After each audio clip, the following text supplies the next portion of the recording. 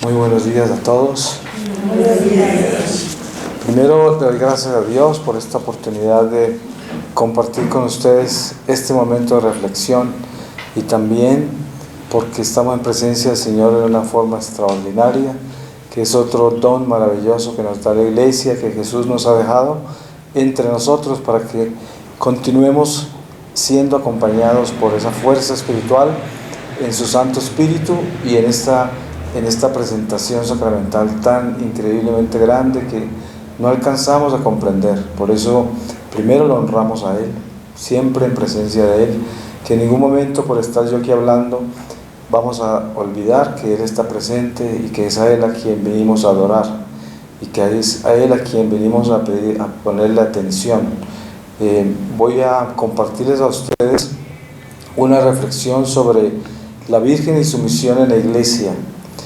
Sabemos que en este mes de octubre la Iglesia celebra por tradición el mes del Rosario, el de las misiones, y este año en particular las apariciones de Fátima. Sabemos que ahora el 13 de octubre pues, es una fecha importantísima, que todos celebramos con mucho amor y que aún no hemos alcanzado a descubrir lo que ha sucedido en Fátima, porque el misterio de Fátima es tan grande que se ha dejado para el resto de la vida en la Iglesia hasta que Jesús regrese, porque es una aparición extremadamente grande. Eso lo he podido observar yo a través de los años y mis visitas a Fátima y todo lo que ha sucedido a través del Rosario con la Virgen de Fátima y tantos milagros que podemos encontrar que han sucedido en Fátima. Voy a pedirle al Señor su santa palabra para que iniciemos en el espíritu de la palabra. Y voy a leerles a ustedes de los Hechos de los Apóstoles, en el capítulo 18, desde el versículo 1. Y dice: San Pablo en Corinto, con Aquila y Priscila. Después de esto se fue de Atenas y llegó a Corinto. Encontró a un judío que se llamaba Aquila, oriundo del Ponto, que recientemente había llegado de Italia con su mujer Priscila, por haber decretado Claudio que todos los judíos salieran de Roma. Se les acercó y como tenía el mismo oficio, vivía y trabajaba con ellos, porque eran de profesión fabricantes de tiendas. Todos los sábados discutía en la sinagoga e intentaba convencer a judíos y griegos. Cuando Silas y Timoteo llegaron de Macedonia, Pablo se entregó de lleno a la predicación de la palabra, dando testimonio a los judíos de que Jesús es el Cristo. Como se le oponían y blasfemaban, sacudió sus vestidos y les dijo: que caiga vuestra sangre sobre vuestra cabeza. Yo soy inocente. Desde ahora me dirigiré a los gentiles. Palabra de Dios. En la experiencia personal con la Virgen María, yo puedo decir que me costó mucho trabajo, porque yo tuve un acercamiento a Dios a una edad ya muy adulto y tuve mucha dificultad y fue un caminar muy lento para entender el papel de la Virgen en la Iglesia. Y sobre todo, como yo vivía en California casi toda mi vida, pues lo poco que yo sabía de la Virgen era un ataque de los protestantes, que ese es un país protestante. Entonces me costó caminar, no porque no la aceptara como mi madre y no porque hubiese dejado de ser católico en mi corazón, porque yo nunca ejercí ninguna o profesé ninguna otra religión, solamente me volví mundano, me volví idólatra y una persona del mundo hasta que el Señor me llamó de nuevo. Pero sí encuentro que la relación nuestra en la Iglesia con la Virgen María es o una relación muy religiosa, que es una relación milagrera, o sea que llegamos donde ella a pedir milagros y a rezarle, y otra que es una relación distante, indiferente, ignorante de muchas cosas, de lo que es ella, de lo que realmente representa. Entonces lo que quiero decir con todo esto es que hay una necesidad muy grande en todos nosotros de adentrarnos mucho más en el misterio de María, porque el misterio de María es su vientre, y su vientre es el misterio porque es el templo de nuestro Jesús, nuestro Salvador. Y por eso, si no nos adentramos bien en María, no podemos llegar al misterio de su vientre. Entonces tenemos que sobrepasar la relación religiosa que tenemos con ella, porque es importante la relación religiosa, claro que sí, es importante uno tener esas devociones tan apasionadas en muchos aspectos por la Virgen, a través del rosario, a través de las novenas, a través de las consagraciones, las peregrinaciones y cuántas otras cosas hay a nivel religioso relacionados con María. Pero hay que pasar más allá, hay que caminar mucho más allá. Y ese caminar mucho más allá es entrar en la mística del papel de María en la iglesia. Y esa mística es cuando ustedes ven que el Santo Padre Juan Pablo II, por ejemplo, era un hombre que primero yo creo que él tomaba el rosario en las manos antes de vestirse siquiera en las mañanas, porque es como Santa Teresa de Calcuta, eran dos que eran apóstoles y un rosario en la mano todo el día y en todo momento. Y uno dice, eso no es un accidente, ¿no? Son dos santos ya reconocidos por la iglesia y se prendieron del rosario como quien se prende del lazo de la salvación. Obviamente que ellos, y especialmente Juan Pablo II, estaba prendido del corazón de Jesús y de la iglesia.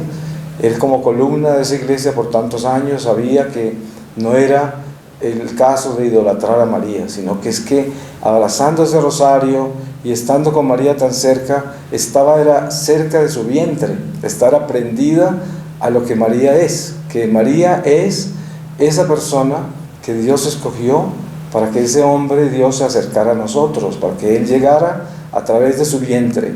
Y ustedes se dan cuenta que para nosotros acercarnos a ese misterio nos cuesta, porque no queremos hacer el esfuerzo de llegar a la mística de esa presencia que no podemos entender, no podemos describir y no podemos siquiera ponernos en los zapatos de la Virgen María cuando se le aparece el ángel y le anuncia semejante misterio tan grande. Ustedes saben que siendo una persona humana, pues va a tener los mismos defectos que nosotros, siendo pura, siendo virgen, sin embargo humana, o sea, mortal. A ese defecto me refiero yo, al defecto de la mortalidad, porque en otros aspectos la Virgen está por encima de todos nosotros, por el don maravilloso que Dios le dio, de esa pureza y santidad desde su concepción.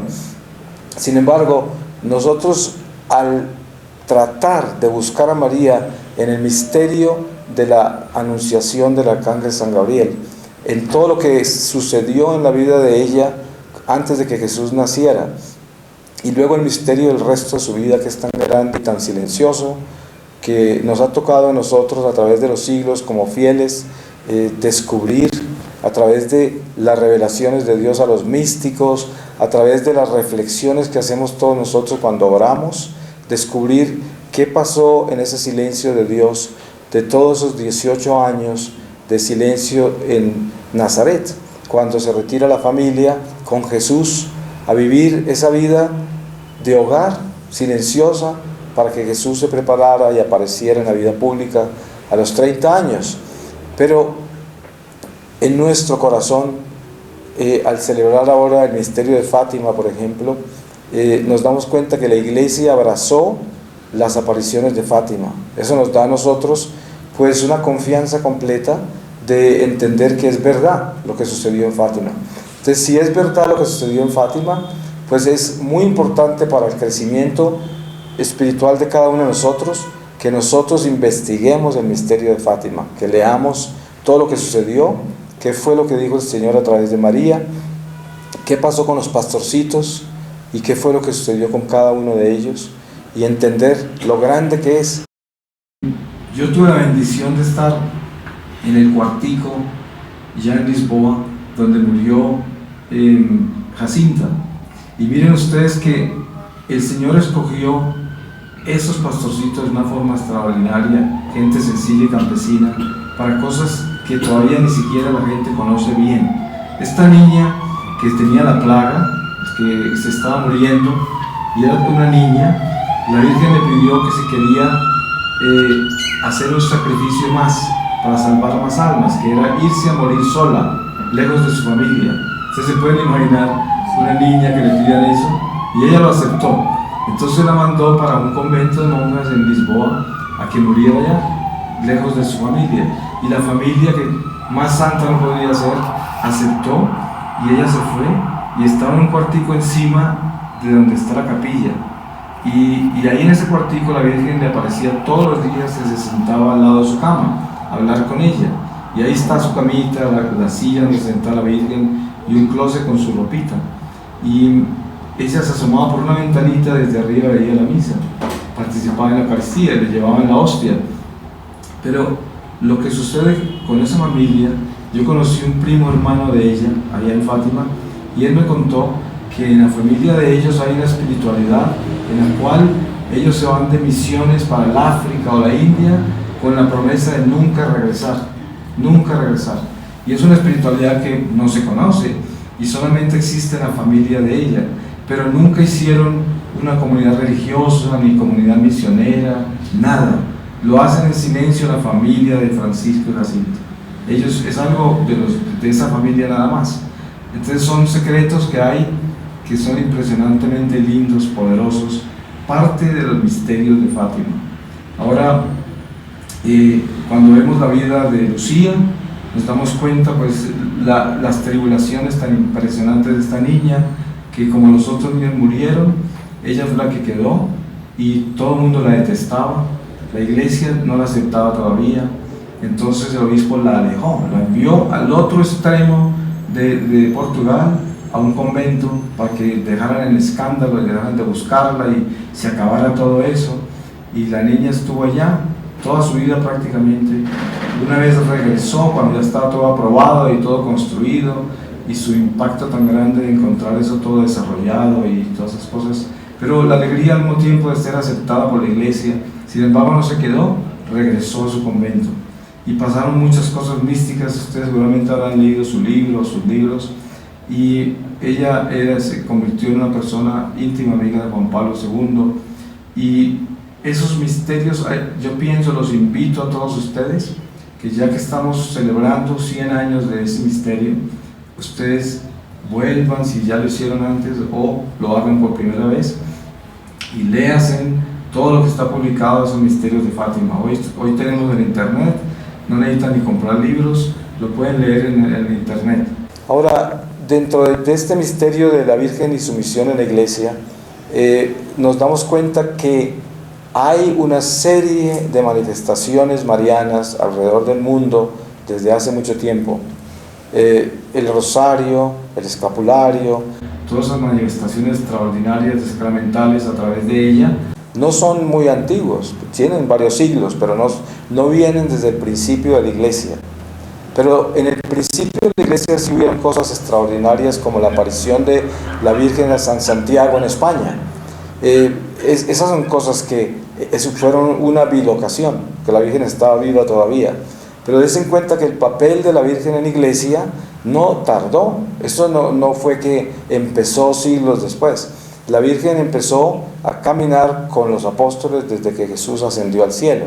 Y no sabemos detalles, pero sabemos que ella era la mamá de todos ellos, que ella era la persona más importante en medio de todos los apóstoles y discípulos.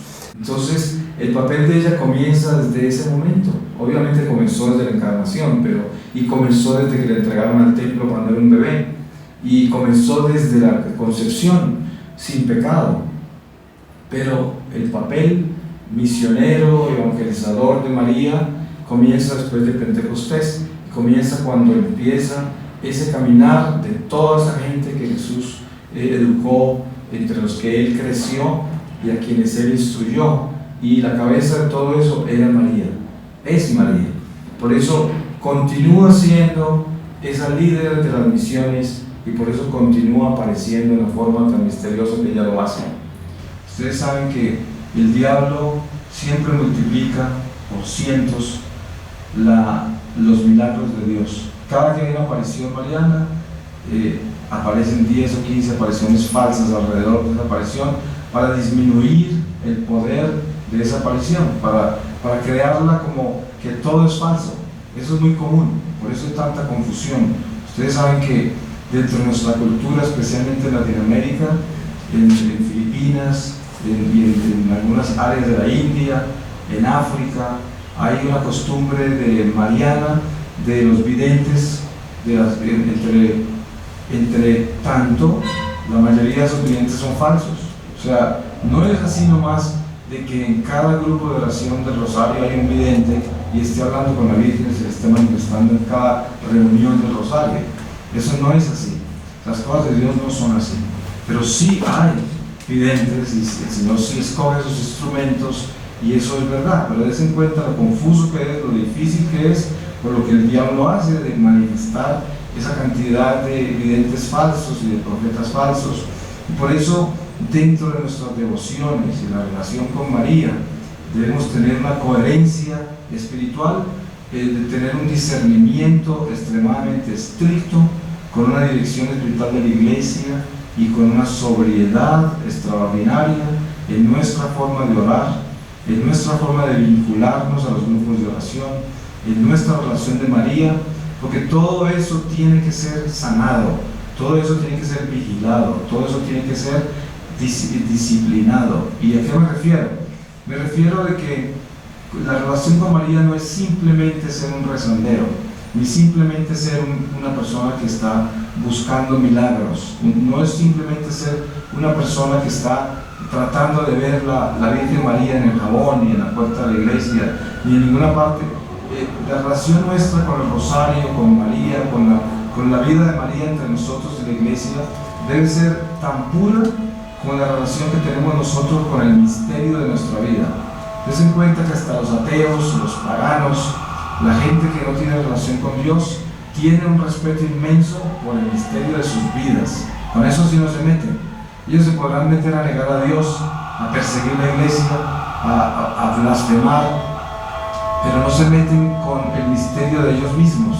Eso no se meten con eso, porque es como lo más sagrado de la persona. Cuando usted habla con un ateo, o habla con un pagano, o habla con una persona que es una apóstata, siempre le va a hablar de él, siempre, porque si ya no habla de Dios, si no cree en Dios, ya dejó de hablar de Dios y por lo tanto no habla sino de él. Por eso siempre he dicho yo, cuando usted encuentra una persona que no tiene a Dios y no lo tiene conscientemente, porque hay gente que nace sin Dios y nadie le ha hablado de Dios, hay millones de personas alrededor del mundo así, y ellos no saben eso. O sea, esas personas son inocentes de ser ignorantes de Dios.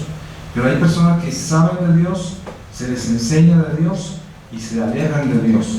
Entonces, cuando esas personas están presentes entre los creyentes, siempre he dicho yo, esa es una alarma roja.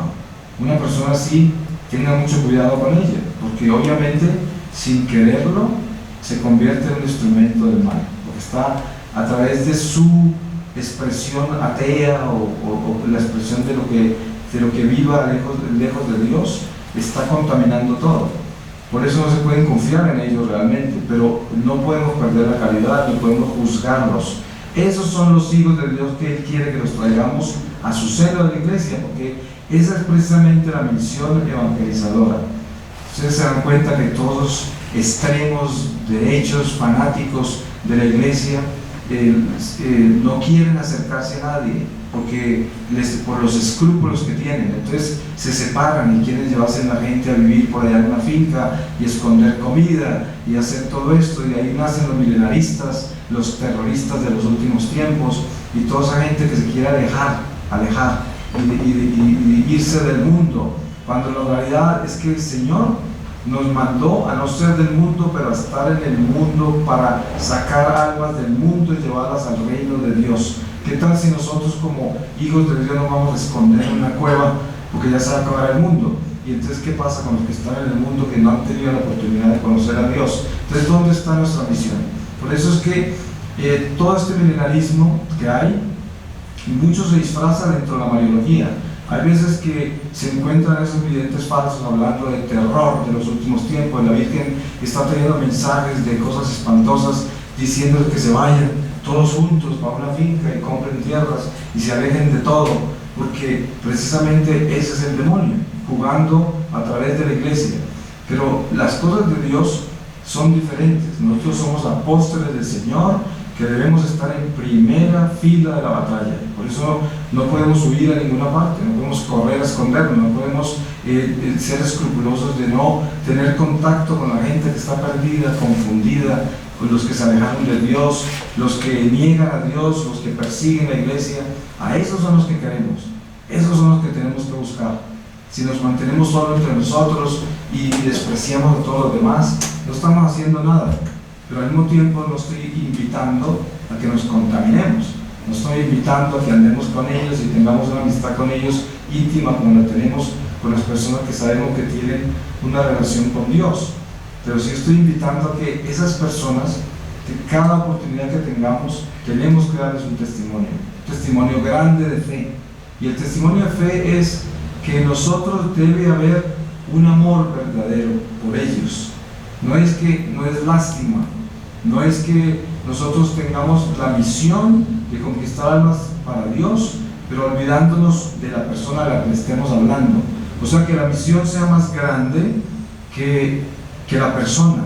No podemos olvidar eso, porque ustedes se dan cuenta que muchos predicadores, muchos misioneros se enamoran de la misión y de la prédica, pero lo más grande para ellos es la prédica y la misión. Pero entonces se olvidan de las personas, y las personas son personas.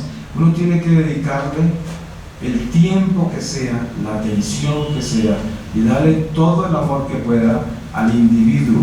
Eso es, no a las masas, no a la misión como misión, ni a la prédica como prédica, sino al individuo. Por eso, la misión de un predicador, la misión de una persona que le correspondió enseñar, una persona que le correspondió exhortar, es la misión de tocarle el corazón a la persona. Siempre cuando yo hablo con gente que hace lo que yo hago, a veces me preguntan, pero cuando tú vas a un lugar y hay tan poquita gente, después de haber viajado tanto de un país a otro y te encuentras con unos grupos tan pequeños, ¿qué haces? ¿Por qué no te quejas? ¿O qué haces? Y muchas otras cosas dicen, pero la respuesta es: uno no está buscando masas de gente, tiene que ser el mismo amor para dos personas, para una persona, que para un estadio lleno de personas. Esa es la misma misión. No se puede buscar eso, como tampoco se puede cobrar, como dicen, ¿no? Pero el caso es que cada uno de nosotros tiene que entender que el ejemplo de María en nuestra vida es la misión evangelizadora que nos lleva a amar al prójimo como persona, individualmente.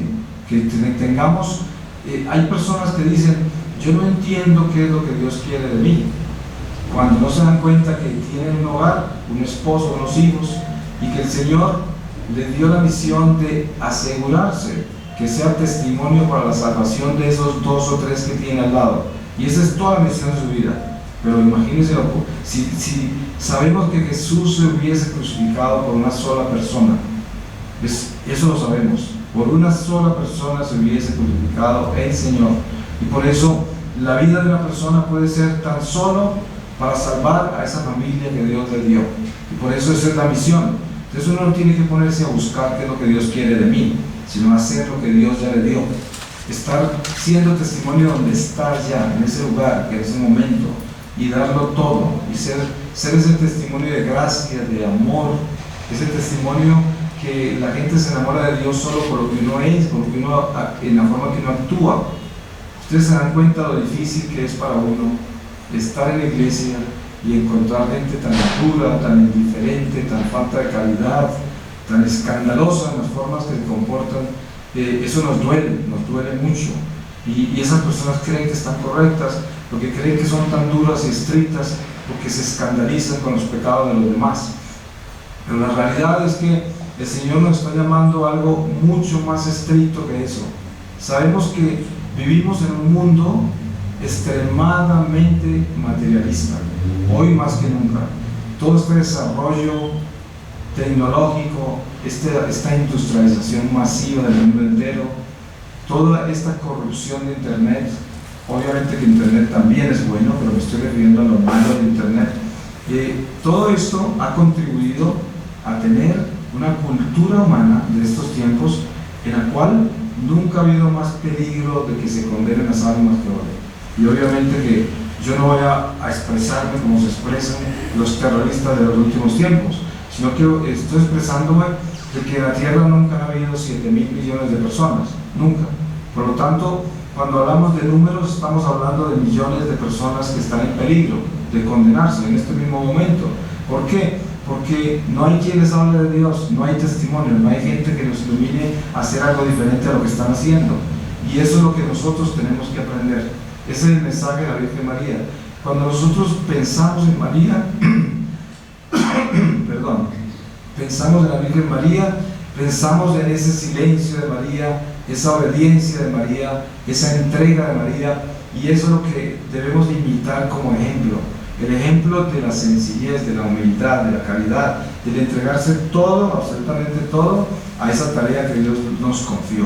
Y por eso no debemos quejarnos, ni andar confundidos buscando la verdad por todas las esquinas, cuando ya nos la dieron. No debemos andar buscando profetas, ni buscando nada, porque Dios nos los manda cuando Él quiere, y nos manda el que es. Y esto de la fe tiene que ver es con la intención que hay en el corazón.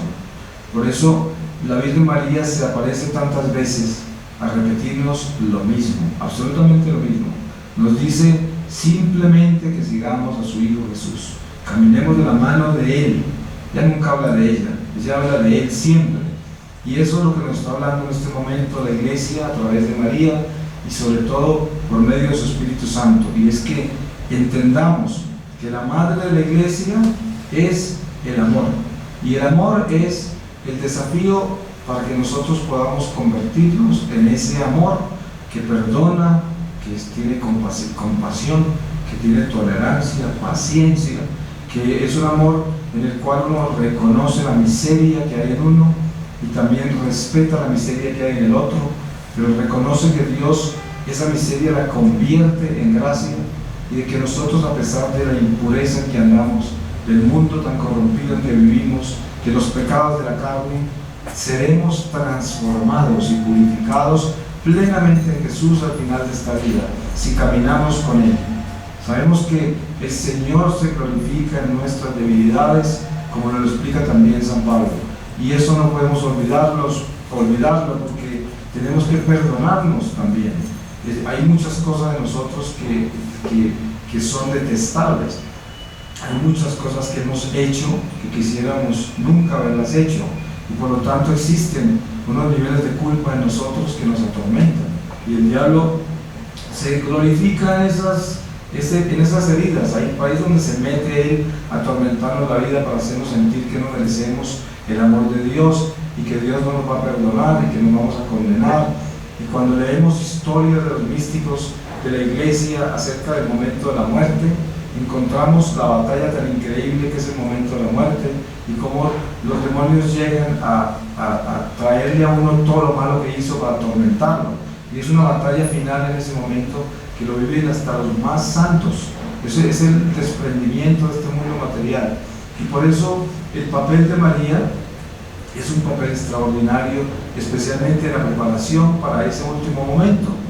Si nosotros estuviésemos conscientes de lo importante que es la preparación para la transición entre este mundo y el mundo venidero, estaríamos haciendo exactamente lo que Dios quiere, porque la persona que esté enfocada en la transición entre el mundo material y el mundo espiritual es una persona que no tiene que hacer ningún esfuerzo para vivir en el Espíritu de Dios. ¿Por qué? Porque su mayor enfoque es prepararse para la continuación de esta vida en Dios. Entonces ya la vida temporal deja de ser la atención principal. Ustedes saben que entre nosotros, cuando compartimos sobre nuestra vida, la mayoría de las prioridades que compartimos son las cosas temporales. Y obviamente es normal, pues cómo no vamos a hablar de la vida que vivimos, pero las prioridades generalmente están en la vida temporal. Las prioridades no están en la vida espiritual, no están en ese llamado de Jesús por medio de su Evangelio y a través del ejemplo de sus apóstoles y a través del ejemplo de María, a que nosotros vivamos la realidad eterna desde ahora, que no nos convirtamos en personas temporales, esas amarguras de uno estar buscando el triunfo acá, de estar preocupado por todas las tribulaciones y las pruebas de este mundo, y tan solo estar preocupado por eso, y ese es el problema mío, y esa es mi vida. Ese es un error, porque uno debe estar consciente de que estamos peregrinando. Esto camina, el tiempo pasa, vamos llegando a ese momento, y todos va pasando los años. Usted sabe, uno deja ver a una persona 5 años, 10 años, cuando llega se da cuenta que la persona está más viejita, ¿no es verdad? Y que los años pasan, ¿sí? Y uno mismo se asusta ante el espejo. ¿Por qué? Porque se está descomponiendo todo esto se está acabando, esto está pasando, y en un momento dado nos están enterrando. Y bueno, todo pasa, pero entonces, ¿qué sucede para el cristiano? Para aquel que se le ha dado la gracia y la promesa de la vida eterna, que tenemos que estar prendidos es de eso y no de nuestras arrugas, de eso que tenemos que estar prendidos. Fíjense que la gracia de Dios y la promesa de la vida eterna no tiene arrugas, ¿sí? No tiene pelo blanco, no tiene enfermedades. La gracia de Dios es perfecta, es pura y es eterna. Entonces, ¿de qué nos vamos a aprender? No vamos a aprendernos de las arrugas y de este cuerpo decaído y de este cuerpo que se va degenerando completamente hasta que se deshace, sino de lo que se permanece, de lo que no se deshace, de lo que no se corrompe. Y ese es el mensaje de María. Ustedes se dan cuenta, por ejemplo, el diálogo de María con Bernardita de Lourdes: no te daré felicidad en este mundo, pero en el otro. Esa es una enseñanza. Si profundizamos solo en esa frase, ya tenemos una bendición muy grande.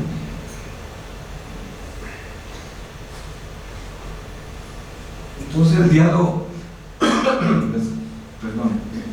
diálogo de María con nosotros siempre ha sido el diálogo de la vida eterna. Ella nunca nos ha venido a hablar de que estemos preocupados y asegurándonos de que triunfemos acá, de que busquemos oportunidades acá. Y con eso no digo yo que María niega el mundo temporal y está contra el mundo material y está contra la carne y todo esto. No es eso, porque nosotros sabemos que Dios es perfecto y María es santa y María es virgen y pura. Lo que ella nos da es lo más importante, y por eso habla de lo más importante. Y lo más importante es que nosotros estemos conscientes de nuestra verdadera vida. Por eso nuestros ojos deben estar fijos en la santa ciudad de Jerusalén, la ciudad de arriba, la Jerusalén del cielo, la ciudad que está arriba en esa montaña. Ahí es donde debemos estar fijos, atentos con nuestros ojos, nuestra mirada, nuestro corazón, porque para eso nos llamó el Señor, para que subamos allá donde van las tribus del Señor, allá, a Jerusalén, esa Jerusalén del cielo. Y nuestro corazón debe estar hinchado de esa necesidad de llegar a la Jerusalén del cielo, de ser peregrinos que llegan a casa. Por eso la casa nuestra no está acá. Ustedes tienen que aprender a desprenderse de esto, de apreciar lo que Dios nos da acá. Hay que darle gracias a Dios por el techo que tenemos, la comida, el vestido, los amigos, las oportunidades de sobrevivir en este mundo, pero más que todo darle gracias a Dios por habernos escrito en ese libro la vida eterna y habernos invitado a llegar a la Jerusalén del cielo. Esa debe ser nuestra intención. Miren que la Virgen María viene todo el tiempo a invitarnos a la casa del Señor. A eso esa es su preocupación. Cuando vemos que dicen que la Virgen apareció llorando, la Virgen está preocupada, pues ¿cómo no va a aparecer llorando? ¿Cómo nos va a preocupar?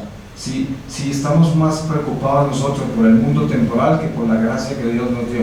Eso es lo que sucede con los padres de familia, que tienen los hijos que no entienden de que los padres les quieren dar lo mejor, los quieren preparar para que no sufran tanto en este mundo y ayudarlos, educarlos y formarlos en la fe y todo esto, pero los hijos a veces no entienden nada de eso, se rebelan y se dedican a hacer sus propias cosas, y los padres saben que se van a atropellar, que van a tener problemas y todo. Y eso es lo mismo, si eso es a nivel humano, se imagina a nivel divino.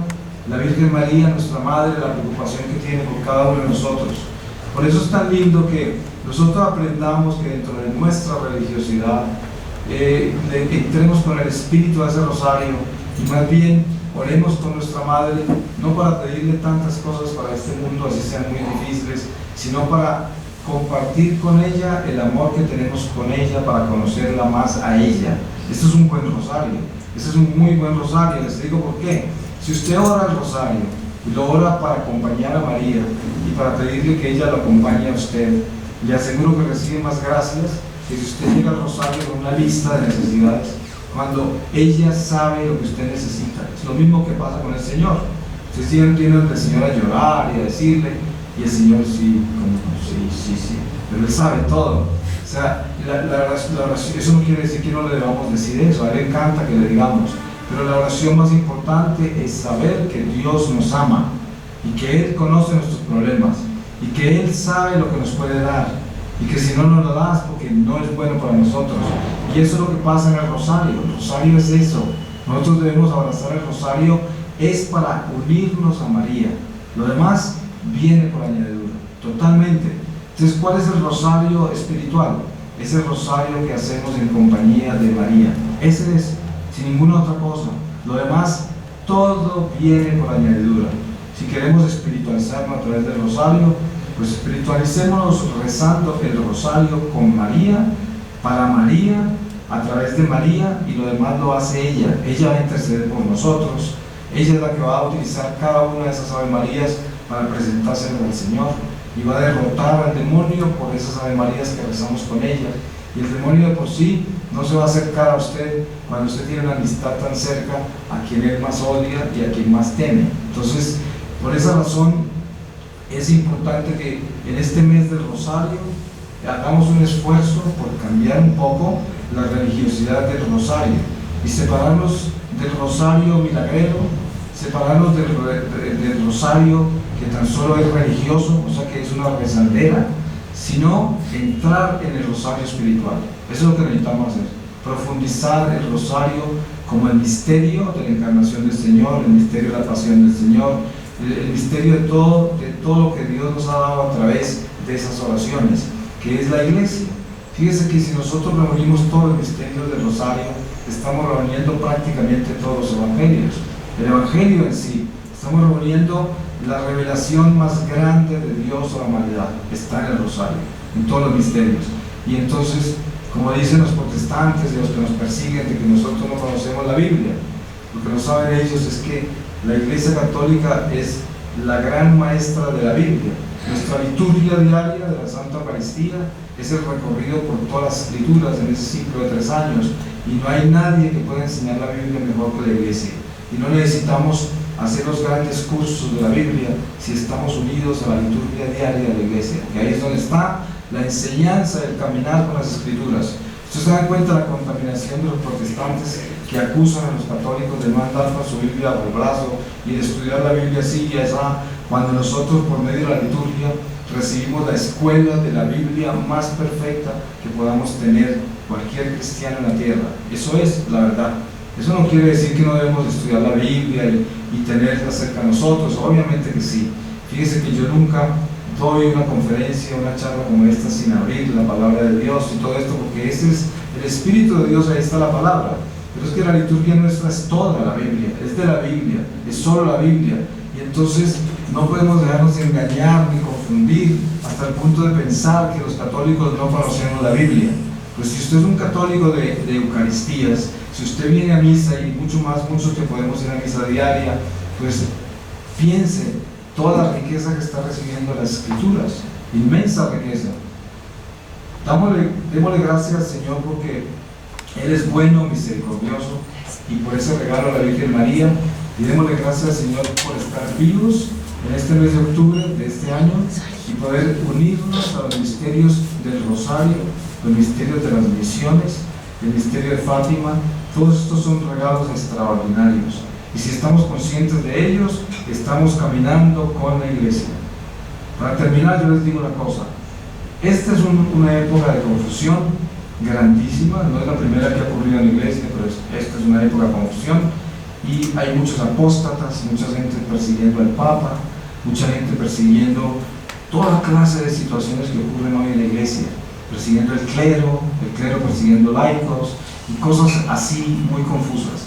Lo único que yo les puedo decir es esto: si ustedes leen los místicos más importantes de la Iglesia, tuvieron todos algo en común, y es: nunca persiguieron al Papa, nunca persiguieron la iglesia, nunca la denunciaron públicamente para lavarle su ropa sucia en público, jamás lo hicieron, y por eso nosotros tampoco nunca lo debemos hacer. Una persona que persiga la iglesia, que avergüence la iglesia, que escandalice la iglesia, que persiga al Santo Padre, así el Santo Padre ha hecho lo que haya hecho, es una persona a quien ustedes no deben tocar ni la ropa. Así es, porque se van a podrir si no se arrepienten. Entonces, que ninguno de nosotros se atreva a irse contra la iglesia, contra el Santo Padre. Así usted no esté de acuerdo en lo que el Papa dice, en lo que el Papa intentó hacer o no hizo, no sé, tantas cosas que pueden suceder. Pero acuérdense que hay un hombre Papa y hay un Papa que Dios escoge como Pedro. Esos son dos personas en el Papa. Entonces el hombre Papa es un humano común y corriente, y el otro es el ungido que nos trae a nosotros lo que la iglesia necesita, que es el Espíritu Santo, todo el tiempo. Pero no se olviden que esas dos personas son una sola y están ahí en esa silla de Pedro. Por eso es sagrado, uno no se puede meter con eso. Así como no puede uno buscar a un sacerdote ni perseguirlo, porque está persiguiendo a Jesús directamente, mucho menos al Santo Padre, que es el obispo grande. Por eso es importante que yo les diga eso al final de esta charla, porque eso es lo que va a estar diciendo constantemente, porque ese es el pecado de este momento, la apostasía. Pero esos apóstatas están disfrazados de grandes católicos.